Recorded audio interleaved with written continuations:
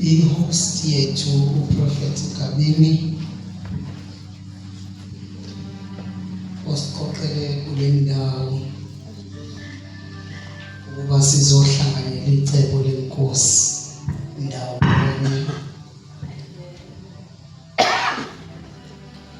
sihloniphe sithi umsebenzi kaNkulunkulu uhamba kakhulu ngokuthi uNkulunkulu wakwehlusa phakathi kwabantu wakufaka ijoka entanyeni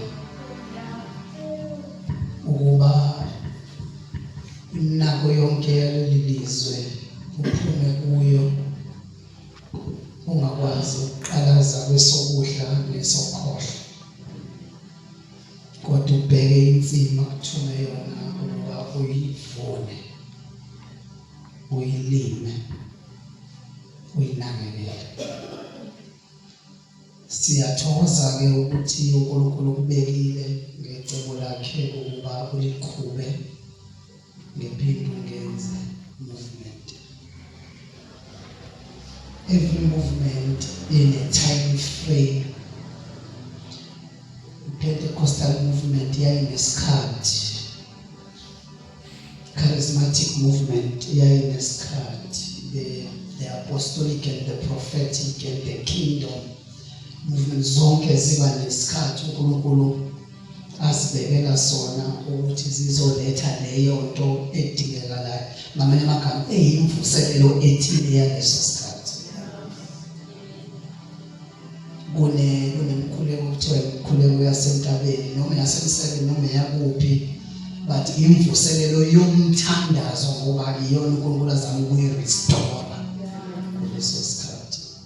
So nawe wethembekeni kwakho siyabonga uNkulunkulu, siyakhuleka ukuthi uNkulunkulu aphole ngempilo yakho uzokwazi ukulikhonza icebo likaNkulunkulu liqede usaphila.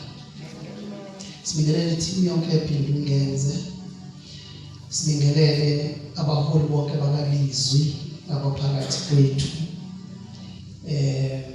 sibingelele umhlobo wami unational wami lapha, bengazi ukuthi kanti ngiza ku-national umphathi wami lo national uyazi bengisasho into eyiningi kodwa umphathi wami national khona la sisebenza naye khona ubaba uMakhaya benoma ungakakhe ngiyababingelela. Alibonge igama lenkosi, alibonge igama lenkosi. Ngiyafisa futhi uku-acknowledge bonke abefundisi abakhona ngama-rankings noma ngama-office abo. Sosho kanjani ukuthi uRasta ungalisayile iRasta ekhanda. Siyabingelela umpostoli wegama lenkosi. Praise the Lord. Manje wayesusa lenkobizelwe yona sizothini manje posomizila. Siyabingelela egameni lenkosi uJesu. Prophet Nkosi siyabingelela, we acknowledge your presence. Alibonge igama lenkosi. Dwala kaMbatshazwa our senior siyabingelela nomama egameni likaJesu Kristu. Siyabonga uNkulunkulu ngawe kakugcina kudala. I'm happy to see you, Doctor. Praise the Lord. Ngibingelela bonke abazali omama, intombi nezinsizwa nabantwana abakhona egameni likaJesu. Now ngifike la uNkulunkulu esebenzisa ubaba uMhlongo okuyena besishumayeza. Sengitshela ubaba uMakhaya ukuthi buka la intshumayelo yami lo baba lo laphambili ushumayela intshumayelo yami. Uthe ngenhliziyo abangifake engakafiki kunezofika sengiyiqalile. Ngiyamtshengisa yonke ukhuluma intshumayelo ngithi ke kuyena ubaba uMakhaya ngeke ngiyishintshe. Ngoba uma ngayishintsha kuyobe ngathi bengathuniwe. ngizokwenza yona ngoba i-confirmation yalokho ukuthi uvela enkosini. Luka 15.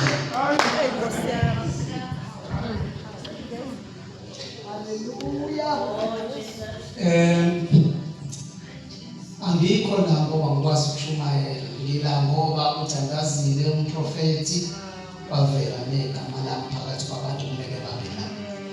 Not because I'm eloquent, not because I'm a theologian, but because God wanted me to be here. Emithandazweni yakhe nethini yakhe. So nganguthathe kancane ukuthi ngibe na akona ukuthi bekufanele.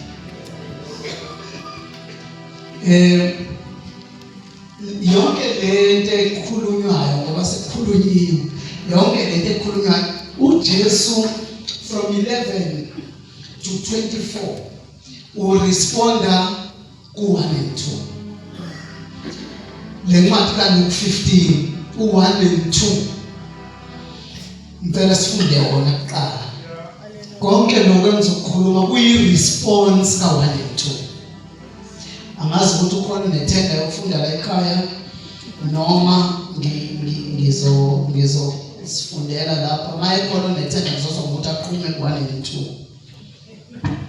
Wase kusondela kuye bonke abantu banamathenda. Shaya mfowethu.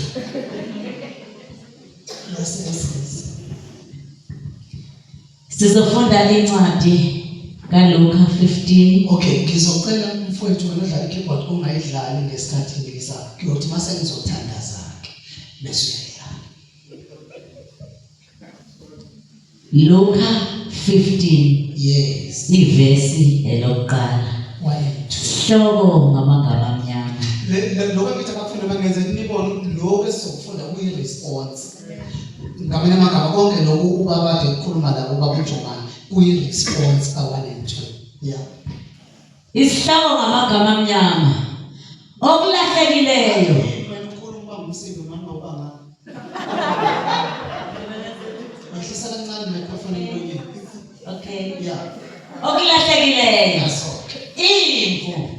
Uhlamvu lwesiliva. Hayi, yalenda bese ufunda la. Okay.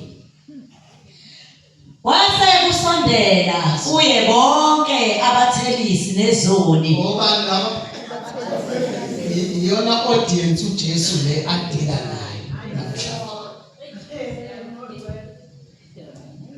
So yonke le ndaba ezokhulunywa la kukhulunywa nabantu abathelisi nezoni. Itrigger yale nkulumo, itrigger abathelisi nezoni. Yeah. Wase kusondela kuye bonke abathelisi nezoni ukumuzwa. Beza ngoba bezolalela ukuthi uJesu uzothi. Abathelisi, publicans and sinners.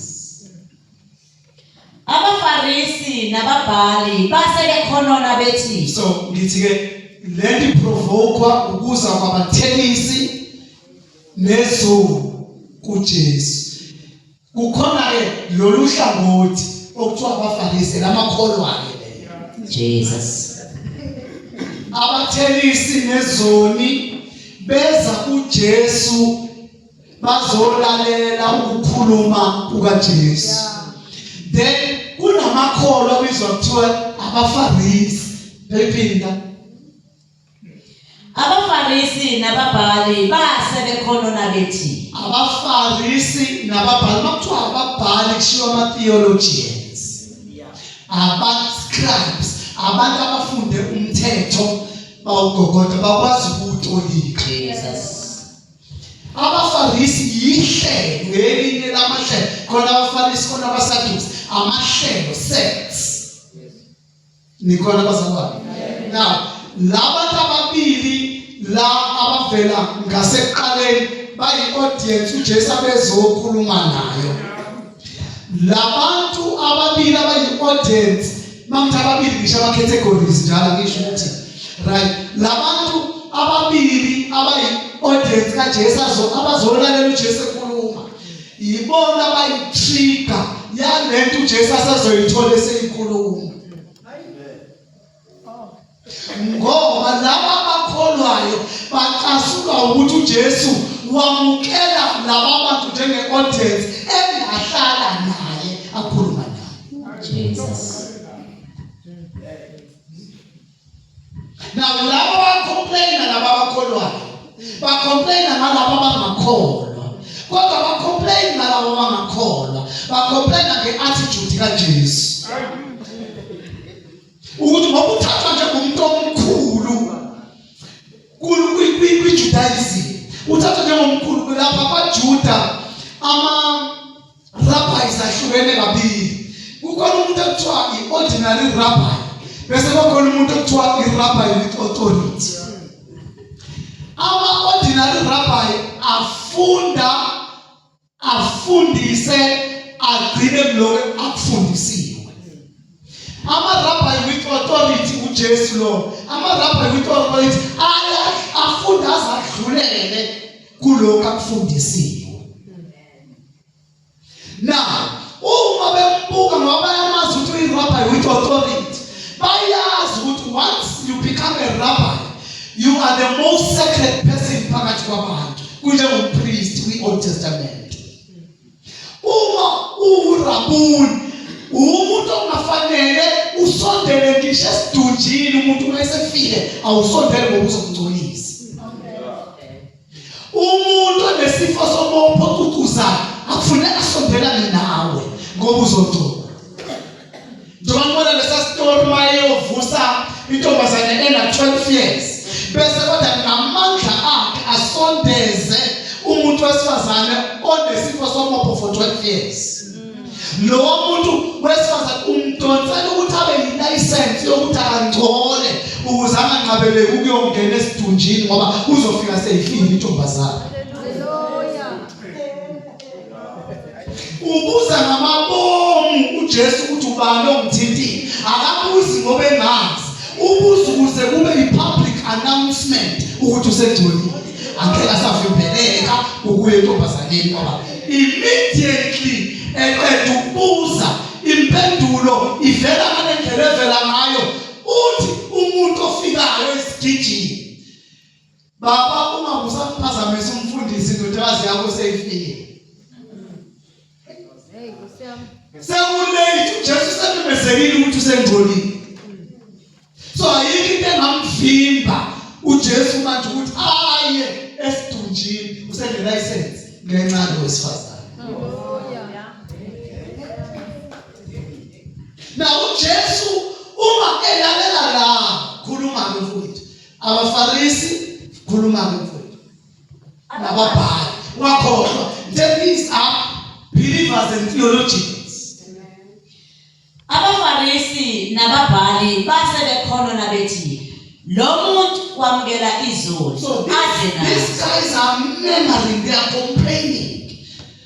Andikona abazalwane, abazalwane banayo into yokuzakhela ukuthi kufanele siyiphathe kanjani lento kaNkulunkulu.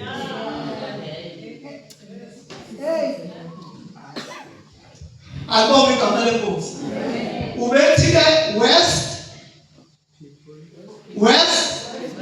in mina ngizothi God who runs.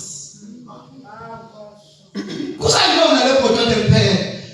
Kodwa manje kukhona ama-ingredients nayo nama-ingredients. Kodwa siphela ukhalo wodwa kuphela uzothesta ngendlela ethize. Now le nkulumo ke yenza uJesu aresponde ngemiyalezo emithathu eyama-parables. Ama-parables ayindlela yokucacisa amaqiniso athize kubantu. Asithi amen. Now last yakhona siya ku-verse 11. Kodwa ngifuna ukudlula la ngoba usekhulumile ubaba uNjomani. uJesu uma eresponda uqala akhulume ngalezi zinto ezo-3. Ubani phakathi kwenu ongathi enezimvu eziwu-100 ashayise ngathi akwenzekanga lutho. Ngeke ingayishiye ku-99 ahamba yofuna le eyodwa. Uma kwenzeka eyithola ameme abahlobo bakhe akozani sizocelebrate obekulahlelile okuyimvu sekuyini. Ebese ngene endabeni yesibili kunomuntu wesifazane ubeneyinhlamvu zesiliva eziyishumi njengoba desho nje ubaba. Lo muntu wesifazane nisho ukuthi uma engalahlekelwa olulodwa uhlala. Ngeke yini indlela okuresponda ngayo uJesu kakhulu kule ndatshana yesibili ungathi lahleka sekumnyama sekuhlwile. Ngoba uthi bengeke yini okay siba. Number 2 ashaye spring cleaning. Ukuze phela athole. Number 3 afunisise. Uthi naye bayalithola uhlanga abiza abahlobo. Athi hayibo ake ningibongisa ake nijabulise bakithi ngitholile uhlamvu belulahlekile. But baba seqaleni kuleyo qala. Uthi uNkulunkulu uyathokozela ukuphenduka kwesoni esisodwa. Kulesibili uthi kunenjabulo phambi kaNkulunkulu. Uthi le njabulo kodwa iseyingelosini. Ningilawulelanga nithi kuleyo qala uthi uNkulunkulu othokozela ukuphenduka kwesoni. Kulesibili uthi kuthokoza ingelosi phambi kaNkulunkulu. Alobe igama lenkosi. Sisambisana bazalwane. Now ngeke ngisayenza i-background eningi ngoba usebenzelile kwabalulu. Ngifuna ukuya la ekuthenini uma eqeda ngalezingxenye ezimbili uJesu ungena kungxenye yesithathu ekuyona emzothula kuyona singathi amen. Kule ngxenye yesithathu angena kuyona uJesu. uJesu la uzama number 1 ukuveza inhliziyo kaNkulunkulu ngesono. Noma ngomuntu ophambukile. Nikho. Nakusho ukuthi uJesu useaddress izinto ezimbili. Uaddressa ongakhona, uaddressa okholwayo. Ukuba bobabili ake babuka inhliziyo kaNkulunkulu nge-attitude yekholwa nange-attitude yomhedeni.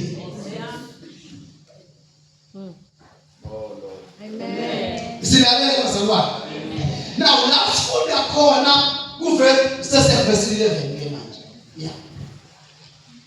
Wayesethi umuntu othile wayenamadodana amabili 12. Encane yayo yayisithi kuyise, baba nginike isabelo sefa. Le ngxenye ayifundayo ngimlalela bazalwane. Ingxenye ye-rebellion. Ingxenye ye-rebellion. Umuntu onomoya wokungabuseki, wokungafundiseki, umuntu ofuna lento ayifuna. Singathi amen. Now le ngxenye ye-rebellion kwi-first century Jewish culture uma indodana iyakuyise ephila ifike ithi nginike isabelo sami. Ninglalela. Kwi-culture yamaJuda leyo ndodana ithi kuyise, I wish you were dead. Number 2, ayisho ukuthi I wish you were dead kuphela. Ithi to me you are dead. Why ikhathama jutisha lokho? Ngoba incwadi yamafa ifundwe saphila owayibhala. Ina active sawubona. Sawubona guys on. Baba hayindi. Kushizo kuma sesineyimoto. Sanibona basabana. Nilalela ngithi. Na uma iyofuna ifa ithi kuyise ngifise ngabe sewufile ukuze ngikhululeke ngokwefa lapho. Jesus. But number 2 ithi sengibulele inhliziyo ezweni. Awusa-exist kini. Yingakho uzofunini. Number 3. Lo musho noma le phrase ethi nginika okuyisabelo sami. Ngikulalele bazalwane. It connotes dishonor. You are no more my father. You are not alive emehlweni ngami. Ayikho into engisayihlonipha kuwena. Alibonge igama lenkosi. So, number 2. Lento ithi angisamfuni ubaba. Ngoba uba bengisathanda ukuba nobaba, bengeke ngifune ifa lami lisaphila. Bengizolinda njengabo bonke. Futhi bengeke ngilinde nginesifiso. Bengizolinda ngithandazela ilonjevithi kababa. I-prolongment yempilo kaba hayi ukumbulala enhlizweni yami ephila. Sanibonani. Sinjalo isono. Isono senza umuntu athi asikahle ukuthi uNkulunkulu khona uyaphila. Kodwa isono simenza uNkulunkulu angaphili kumuntu khona ukuthi uNkulunkulu khona uyaphila.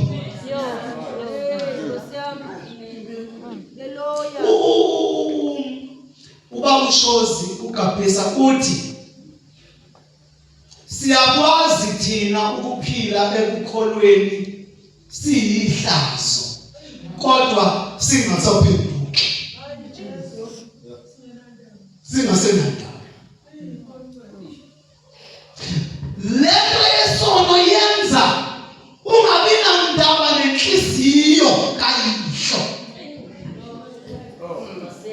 But no thandaza nje umzalwane wonke umuntu esukuthi laze lathandaza ikholwa ubaba wakhe ethe waze wangibulala ngiphila.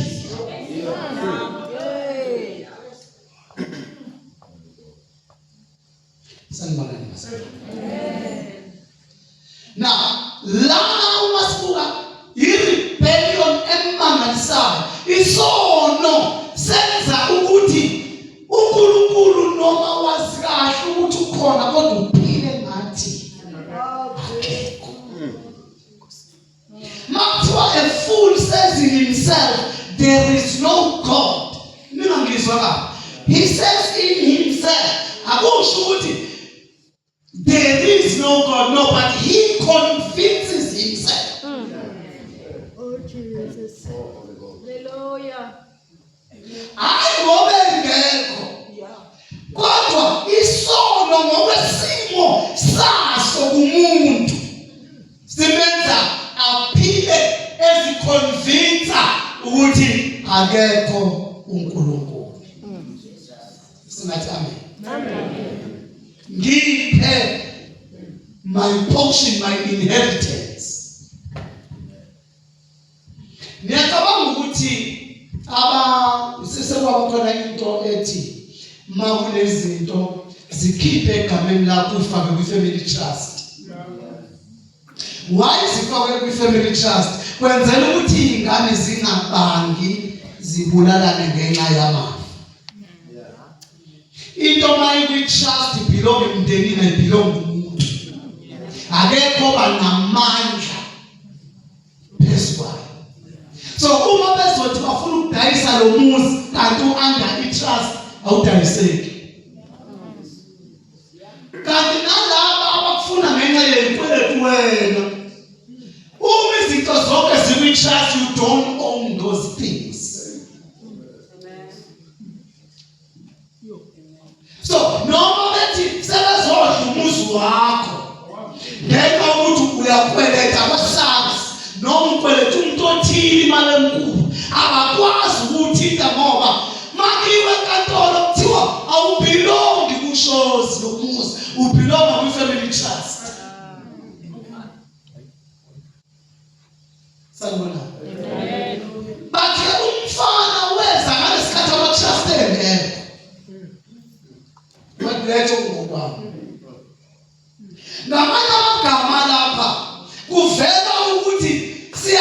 Uthanda izinto zikababa noma ubaba singamfuni. Hallelujah. Nkosi yami.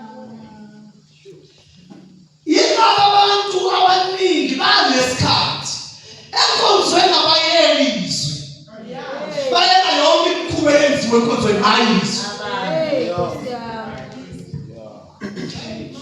Inkonzo ayibhori makwenziwe imikhuba yonke yenkonzo. Ibhora makuyizwe. Amen. Ngoba asinandaba nobaba. Phela izwi ukukhuluma kababa. Akona udansa kababa.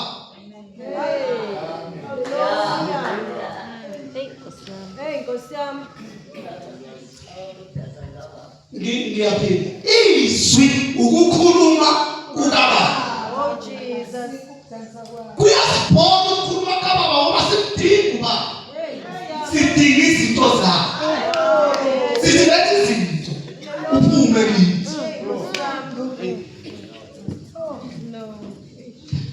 Singathatha ama-hour amabili sidansa kodwa ngeke sibathathe ama-hour amabili sishumayela sifundisa. Ngoba sithi sinike isabelo sethu. Hayi. Kanti mayibakhipha mhlongo e-Egypt uyabatshela kuchapter 19. Uthi nginikhiphe lapho ukuba ngilibethekile. Okay, continue. Baphuma e-Egypt baye eKenya. Kodwa batshela chapter 19 ka-Exodus. Uthi nginikhiphe la ukuthi eKenya. Injongo yokuthi nginikhiphe lapha ukuthi ngilibethekile before niye eKenya. Be excited. Nezwe elinoju nobisi alikho excited ngami ngilikhiphe.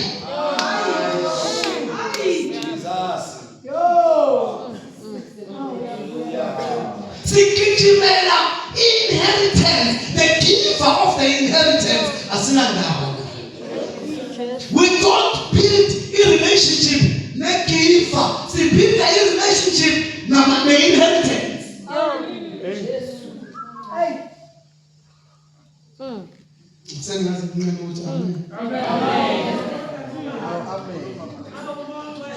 Uma kuthiwa inkonzo yeprofesi, boom.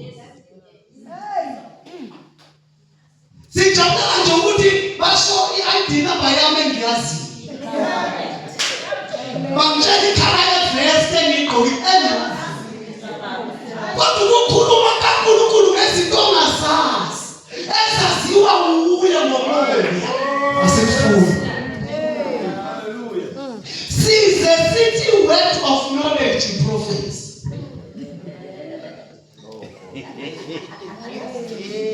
Because sifuna nje ifa. Not why.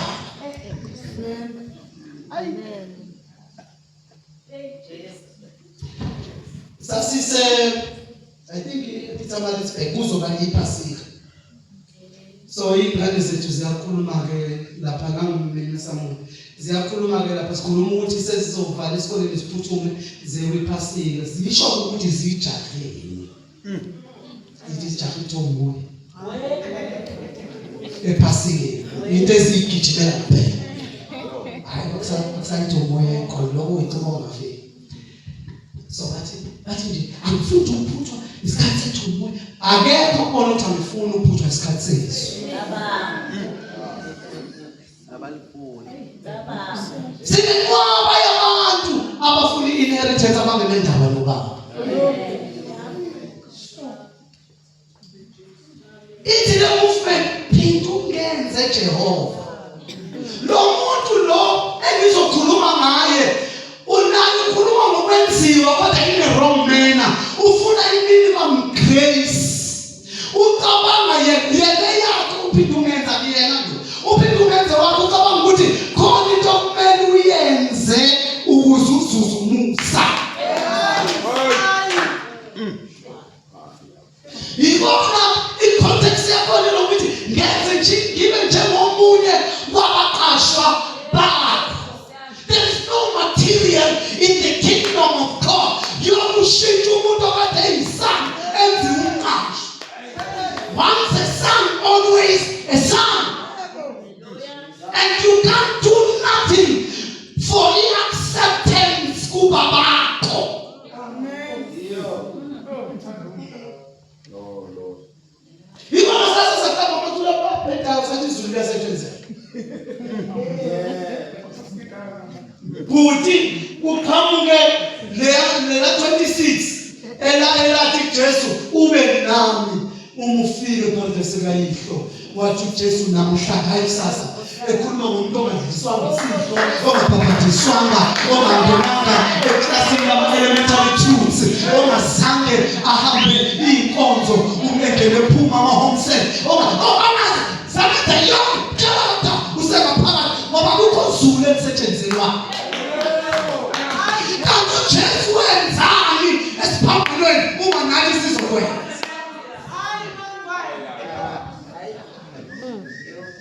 Akasimshila khona isikhathi.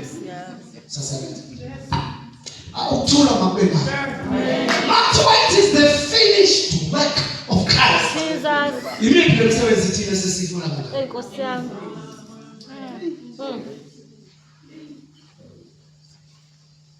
Kufika umuntu ubanjwe okotshe yendaba yama-argumentatives, theological argumentatives. Manje waletha owesifazane ayikuphi indoda uhlala ngaphandle. Hlangana nalento enje uJesu. Kufika umuntu ubanjwe okotshe. uJesu uyabalalela labo abammangalelayo.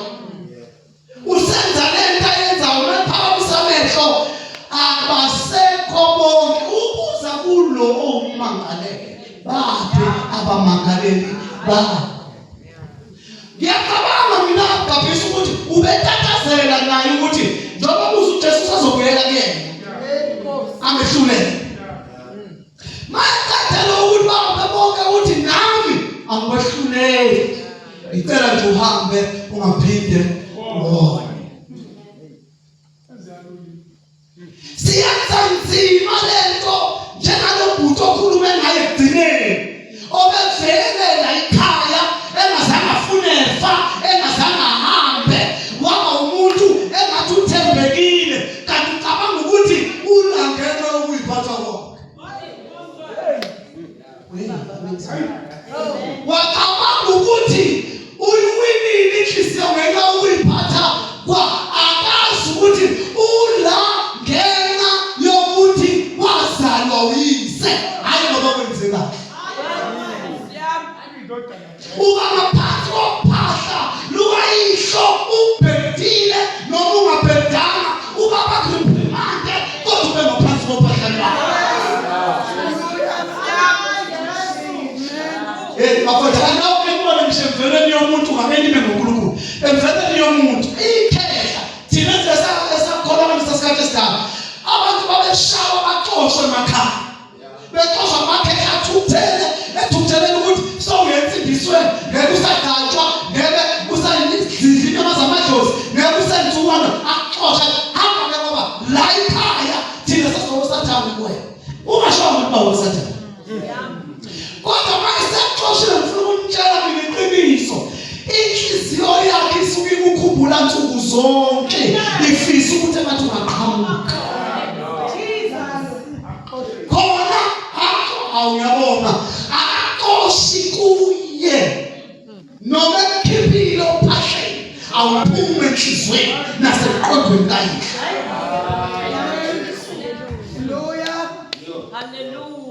So ayikho into okumele uyilungise ukuze wamukeleke. Jesus.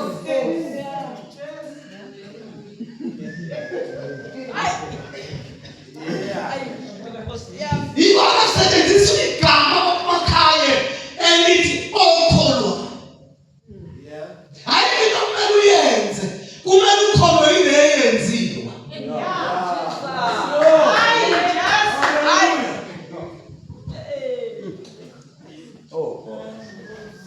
Sanibona. Funa ukholwe yile awethu ukholwa akona ukwenza. Wenza yena okwethu ukholwa yilokho akwenza yena. yazi ifana nani ke? Ifana nokuthi master drive imoto ufike ngikhokhele ku-toll gate ngithi siyalandelana ngikhokhela zombili, wena ufike ume ukhiphe imali ufuna ukukhokha lalela bese bethi prophetic lo dlule manje usekhokhelile uthi wena hayi ayikho leyo nto akumazi. Awudingi ukumazi, udinga ukukhona.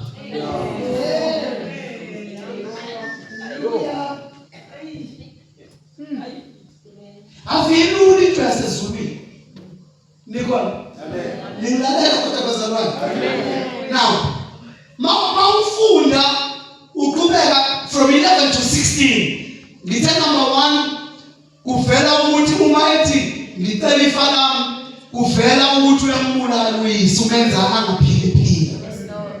Ningilalela bazalwane. Kuvela ukuthi isifiso sakhe ngoyise isiphi. But number 2 sithi umfana lo usho ukuthi akasamdingi uyise. Futhi sengingaziphilela ngaphandle kwakho. Angisadingi wena ukuze ngenze izinto. Leli ifo nginikela wena kanini. Uthola kuphela. Hallelujah. Now bese kuthiwa ngoba ngiyasho ukuthi angithi thina sithanda izinto zikababa simthanda ubaba. Yikona ukuthi iBhayibheli kuRomans chapter 1 verse 25 kwakukhulu iqiniso kaNkulunkulu balenza amanga bahlonipha bakhonza okudaliweyo zwele ukuthi into zakhe okudaliweyo kunomdali obongelayo.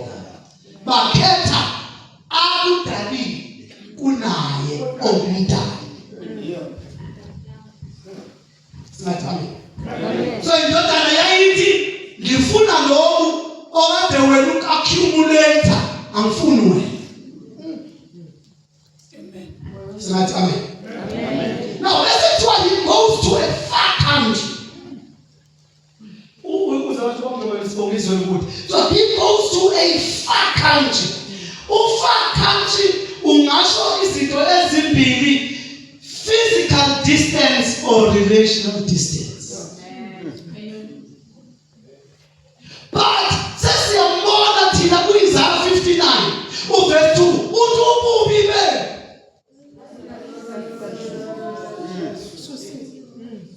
Amen. So nomfana njoba eya esweneli kude thina sesiyathola ukuthi hayi lento yofuna ifa angafuni uyise into liva njengobubi okuzomenza ahlukane noyise. Ufakhanshi siwutolika kanjalo singathi amen. Ukuthi izomenza njani? Izomhlukanisa noyise, not only through a physical distance but izomhlukanisa nangobudlelwane. Unomfana ngamgcina kuma-kings and lions for 38 years ukuthi waganwani nothola nini umntwana. Unkosikazi wafaka umntwana. Mhlawumbe waganwina 40 years, waganwina 30 years, waganwina 20 for 25 years. Umthwele lona, umvikele lona. Ngishilo izimpi ukade ukuthi singezansi sakho singonakala. Ujima udla kahle wenzela ubharayi waze waganwa sona 28 years. After 28 years umgcinile wamyisa umamakhe for 9 months. Kodwa uzokudishona namhlanje. Ungakaze wena umdishona. Noma wakho bamvikela mhlawumbe wayegana ubaboshaya nayo. Kodwa athi angifuni kushayeke umntwana esiswini. But ube nesibindi sokuthi angikufuni wena, ngifuna imali yokufunda. Angikufuni wena, ngifuna imali yokugqoka. Angikufuni wena, ngifuna imali yokukhera. Angikufuni wena, ngifuna kodwa wena nginandaba nawe. You go to a far country, uthi ngifuna ukuba kude nawe.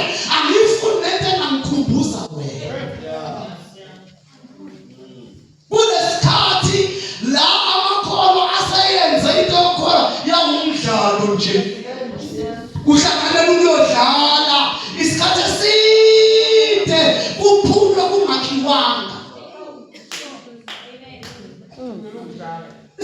sibe nodokotela nabameli abasebenza nje ukujulukela ukudlala nje ngisho ifundiswa zakhona siyayilahla ingqondo yokuthi zona zahlala edeskini ukuze sibe yilento eziyona noJesu wathi hlala for 3 years ngilisebenze ukuze noma uphele 3.5 years investment kodwa engiyenzile irane for decades and centuries.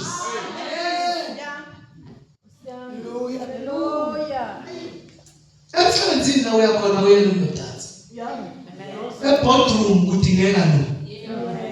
O transform. Ngeke eboardroom business ecwethu. You are a liability mawenza kanjani, you must be an asset. uJesu uthi go ye and make disciples of all nations. Akasho ukuthi abanodansisa abantu. Make disciples of all nations. When will we start discipling nations? Nations are waiting. Siqala nini ukwenza izizwe abafundi? Njoba senza thina izizwe abadansi. Kodwa ingathi umshokoza. Ngobiyona lesiyasi. Isabule sesikhona manje esemdansi akusona esizwe. Kufanele kube khona udansi omusha owambulekile. Khona benza nje italk, khona benza ini, khona benza ini. Kwenziwe egameni lokuzungeza intaba njengo-Israyeli. Ungazibona usaye eKenani uzungeza intaba.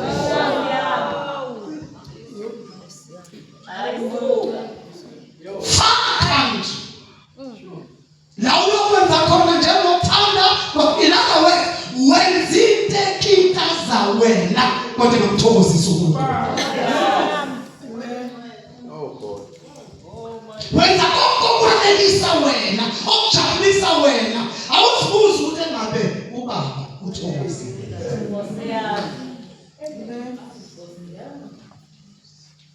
Yikona kuhanjwa ama-conference endaweni ey'kude kumithiswane khona lapho.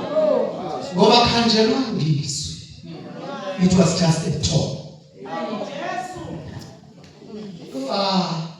Country.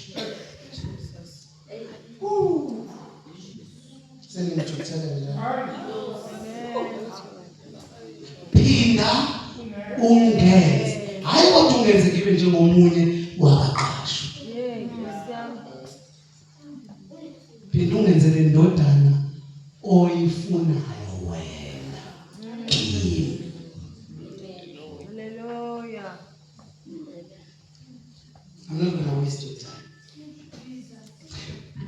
Sanibonani basabana. Nisahamba kahle. Now uthi in the third country, ngamanye amagama uma sesahlukanise ngempela noNkulunkulu. Yaqala ngempilo. Yamtshengisa ukuthi ibani.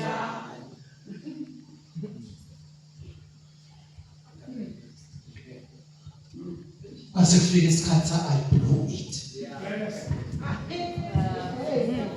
Bonke labantu abade disha khona bahlehla kancane masenabona ukuthi sekuphelile. Because isono sinjalo siya-isolate ukuze siqede ngawo. Yes, Lord. Yes, Lord. Singathi amen ngesandla. Siwenza njani? Siya-isolate ububi benu. Bunehlukanisile.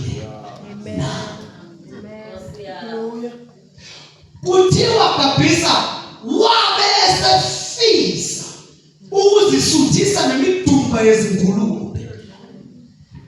Isho ukuthi leyo.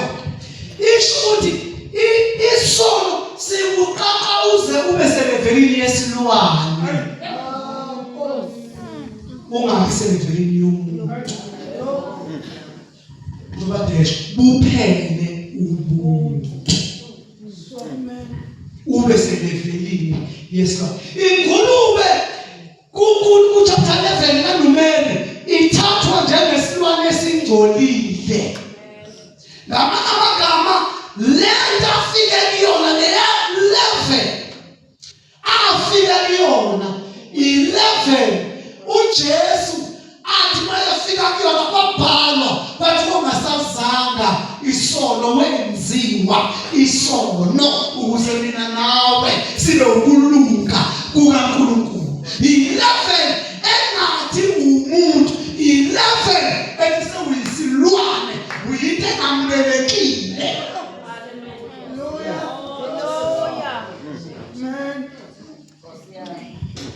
Yiko mayibhala sanibonani bazalwane.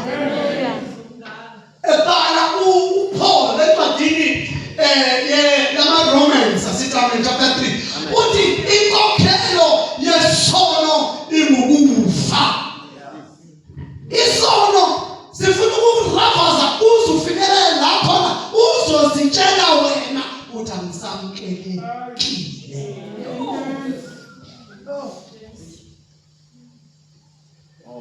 Bona ngoba kwezikole lithi hayi mina ngingakukhola. Hayi ungithinte.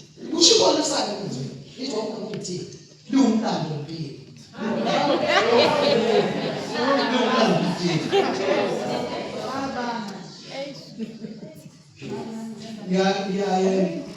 Ya bakushozi lapho sisiya. Abithi bayazi abazalwane nani njengoba ngifundisa. Niyazi ama-ofisi uNkulunkulu amsebenzise kona isikhathi eside uze kufike la teaching needs. Now, ngiyayithi bazalwane ningacabanga ukuthi yini ngaseko. Bese ngithi futhi ngizonitshengisa ngoba yinto esiphila nayo le akuyona okufanele siyenze ukuthi sithi uNkulunkulu siphiwe sabena. Kodwa yinto esiphila nayo ngoba uBaba usifuna sinako konke. Alibonge igama lenkosi. Bethi ningacabanga ukuthi iprofessor ayisekho. Ningacabanga futhi ukuthi word of knowledge ayisekho. Alibonge igama lenkosi. Ikhona ngithi futhi ngizoniprovela. Manje ngizoniprovela ngisuke ngisho ukuthi ngizokwenza phakathi kwabazalwane nibone ukuthi izinto eziphilayo ezikhona kodwa kufanele sizenze zibe i-priority lezi zinto uNkulunkulu akabe i-priority. Amen. Hallelujah. Usuka kwakho uthwala imithwalo uthi uyothandaza usho ukuthi niyazi ukuthi serious kanjani. Niyazi ukuthi serious kanjani. Umthandazo into eclosed. Umthandazo uphakamisayo. Into eclosed. Uthi nithandaza ekusithekeni nginivuzo bani. Wena wake bathatha ikhali oyisebenzisa wejekisa izitha. Uyephi vele so weak. Angizwa ukuthi ngithini. Ngithi mina wake wayithatha ikhali zakhe ezinamandla wayibekela izwi.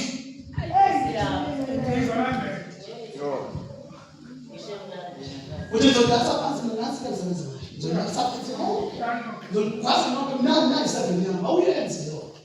Isebenza ukuthi isibamhlala uma sekunzi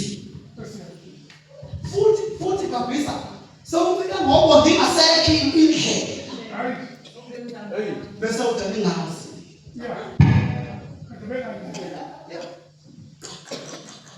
ulaluya umthandazo into yasekusithekeni. uDaniel ngesikhathi ethandaza akungenanga i-empire yamaMede noma amaPeresi yathi wenzani kodwa kwaba ne-Prince of Persia. No.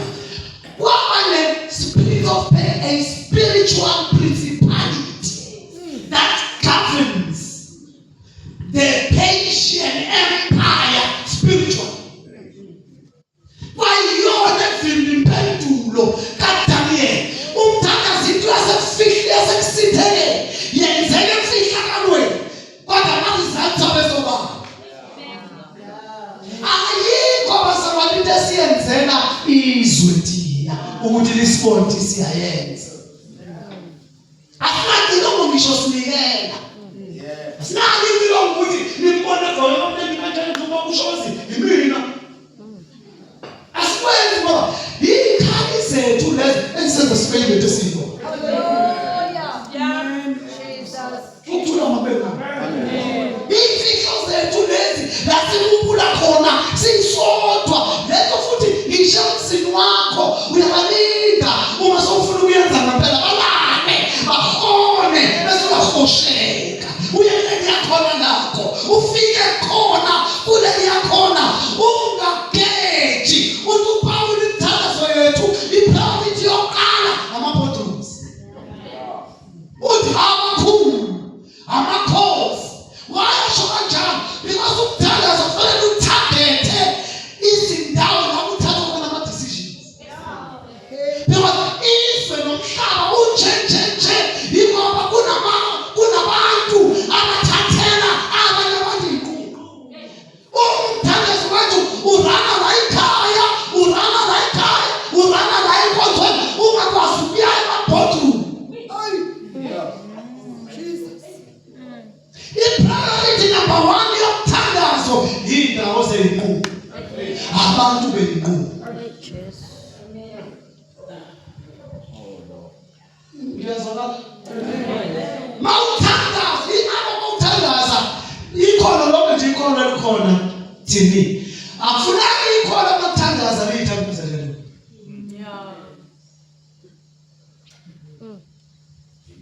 Bakhona abazokuthandazela. Iyekele khona uNkulunkulu unabantu abathandazela wena. Khona umfundisi wakho uthandazela wena every day. Khona ama-intercessors sekwenzela akuthandazela abala nawe uma sefika kuwena. Kodwa la kufanele siqale khona sonke uThupawuli ababusi amakhosi kuyimayitha abantu bonke. Because sitargeta the places of influence. Sitargeta the authorities. Izwe liyohlala libibi mhlongo uma singabakhulekeli nabantu abathatha izinqumo ngabanye abantu nangezwe. uDaniel wayethandaza prophet. Mayethandaza uDaniel uthandaza umthandazo amanyefudakazi uthandaza umthandazo ozolawula umbuso the empire akuyona ne-empire elandelayo. Amanyefudakazi uthandaza umthandazo ozokwazi ukulawula i-authority ne-governance ekhona neza.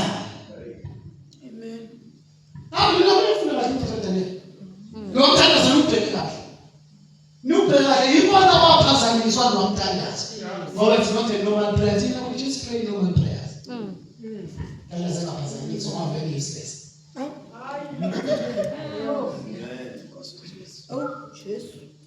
Kufuneka sikhuleka ku-affecteke i-office lika-principal, ku-affecteke i-office le-HOD, ku-affecteke ama-office o-inspector, ku-affecteke ama-section, ku-affecteke ama-politicians, the heads of state. Umthandazo wethu awuthagethe ama-boardroom, awuthagethe nakwenziwa khona iy'nqumo sithi lezi because ama-policies aphasiswa nje imthandazo yethu ayiwalawulayo.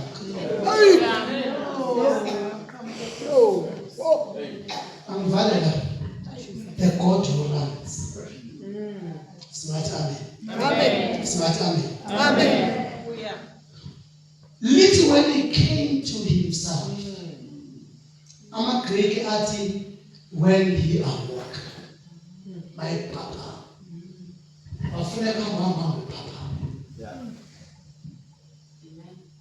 Walenza ungaboni ukuthi ugijimele okurongo washiya right. Uthathifa washiya. Oh Jesus. Ufuna kupapa leyo. Hey. Agobe kama leo. Amen. Yalezo sana. Amen. Ufuna kupapa leyo. When he came to himself. Umepapa. Oh, asikuyise. Kusho ukuthi kufanele khona inhlasana efihlwe khona emlotheni.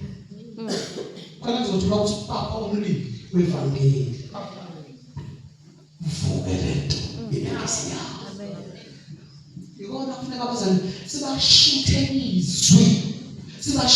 izwi baze babe yizwi.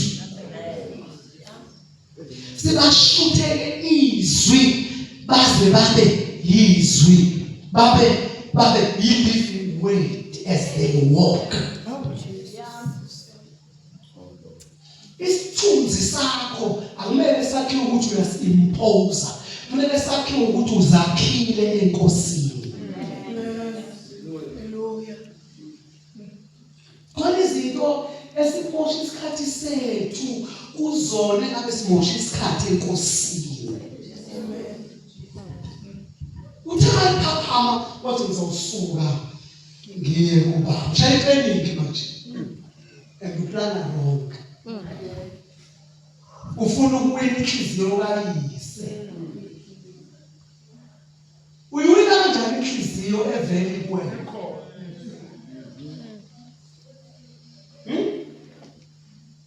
Ngesikhathi uphuma uflathela uyihlo wahamba nenhliziyo yakhe. Le ndoda every day manivuka ekuseni iqeda breakfast thatha isihlalo yosihlala ngasesangweni ilokhu ibhekele lawa sithela khona.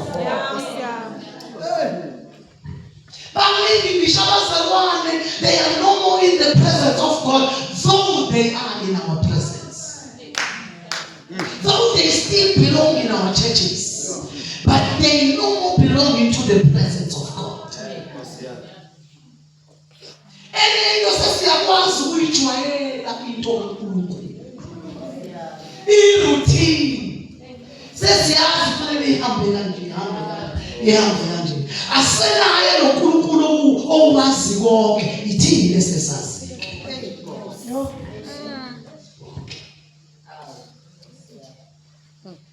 Lithi iBhayibheli wasuka seplanile njengoba ethi ngiyawusuka ngiye baba ngifika ngithi baba ngonile kulo izulu naphambi kwakho angisafanele ukubizwa ngendodana yakho. They got me wrong speech.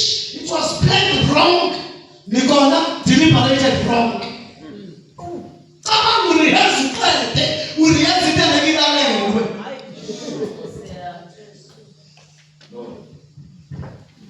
Nikona zano, uriyazi kwete, uriyazi ito angeka ilalengwe isho. Ngoba kade ibabele ito yokuya wako. Amen. Uzubona ukuthi ukakwakho kade ibabele into yokubuya wako. Sithi amen bazalwane. Lithi iBhayibheli wathi mayembona esakude, he saw him a great way off. So the father was always watching, waiting and looking. Always, every day he was watching, waiting and looking.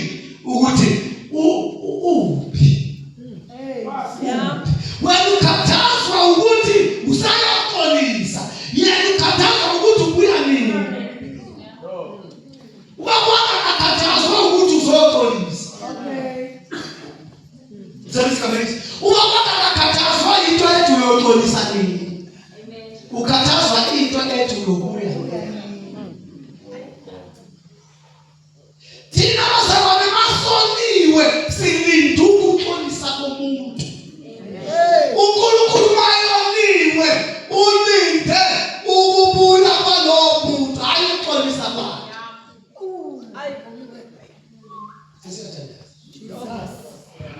He saw him a great way off. Asithi amen. Kusho ukuthi ubaba Jobele wakabukile la wahamba wayosithela khona wahamba nenhliziyo yakhe. Wacula ngokuyincandweni ithi uyazula intabeni. Akubonge igama lenkosi. Kwala ama-parables ayi-2 angasekuqaleni awasho ukuthi uhlamvu yilona olusho apha. Ithi yilona hlelwe uhlamvu ofuna uhlamvu ozikhathaza ngayo ngodla waze wakhathazeka uNkulunkulu ngathi singakhathazekile ngayo. Ubheka ngoba lento esibuyisayo ukuthi sesispende konke sakuthatha kuyena. Sibuya ngoba sesifuna ukudatshukelwa.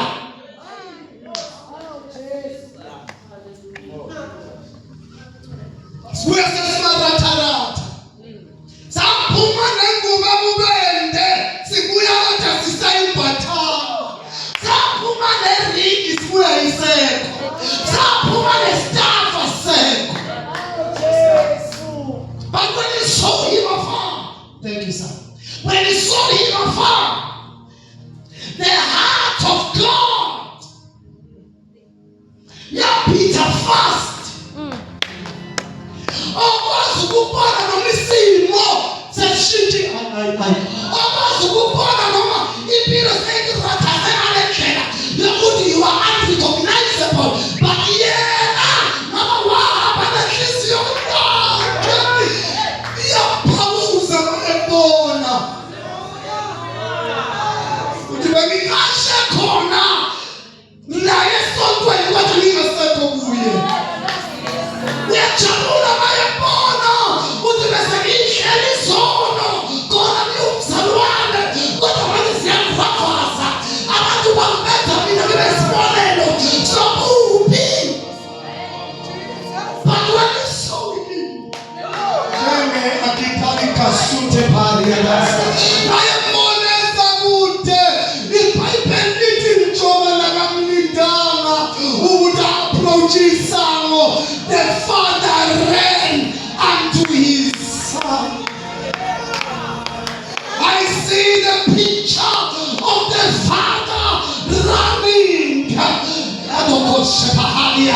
to the direction of the son, running, and he walked. Actually, he was jogging, but he was running. I'm here tonight to tell you that we are serving a God who runs. We are serving a God who runs.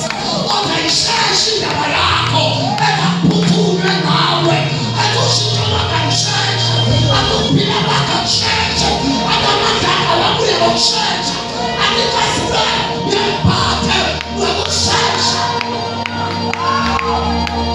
ikapata hase ikatuli desiniga isoi mafaa and he ran imilekijimisu kulukulu prophet kosi ukutukula mutamwana kute ikisio yake ilapaya uzokumana na kisio yake